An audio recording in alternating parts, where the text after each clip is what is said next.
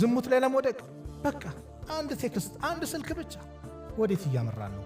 እህቶች ክብርሽን ጠብቂ። ይሄን ክብርሽን ወጣትነትሽን አላህን በሚፈልጉ መልኩ አሳልፊ።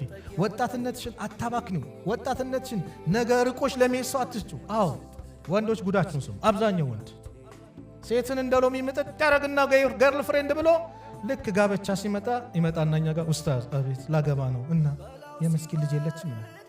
ላ ኢላሃ ጓደኛ አድርጎ ያዛት ማጠቃላይ አይፈልጋት የመስኪን ልጅ የለችም ይላል። ስለዚህ ሞኛ አትሁኝ እህቴ። ወንዶች ፊት ነው የምናገረው። ቢከፋችሁም ይክፋችሁ። እህቶች አሏችሁ አይደል?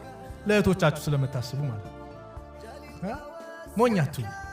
አንቺነትሽን አንቺን በክብር ሽማግሌ ልኮ ለሚጠይቅሽ ብቻ ዝግጁ። ሽማግሌ ልኮ ማለት በክብር ቤተሰብሽን አስፈቅዶ ኒካህ ታስሮ ህጋዊ ሚስት የሚያደርግሽን ብቻ ነው በር ልከፍች።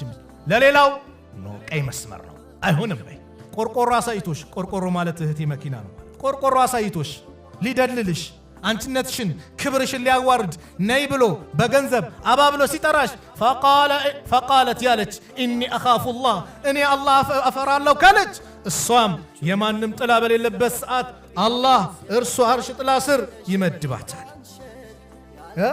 እርሱ አርሽ ጥላ ስር ይመድባታል። ስለዚህም አምስተኛው እስቲ ስንት ጥሪ አለ ዛሬማ አላህ ይዘን ሁሉም ተቃራኒ ጾታ እርስ በርስ እየተፈላለገ ነው።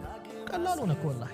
በፊት ላይ ትንሽ እንደው ከዲን ወጥቶ የተባለው ተቃቅፈው ምን ብለው እዚች ጋር ጉንጭ መስ ይሳሳማል። ከዛ በኋላ በቃ ሰው እንዳያይን ፍራቻ ነው። ምናልባት ግብዣ ካደረገ ጁስ ቤት ይገባበዛል። ይሄም ሐራም እኮ ነው፣ ግን በዚህ ነበር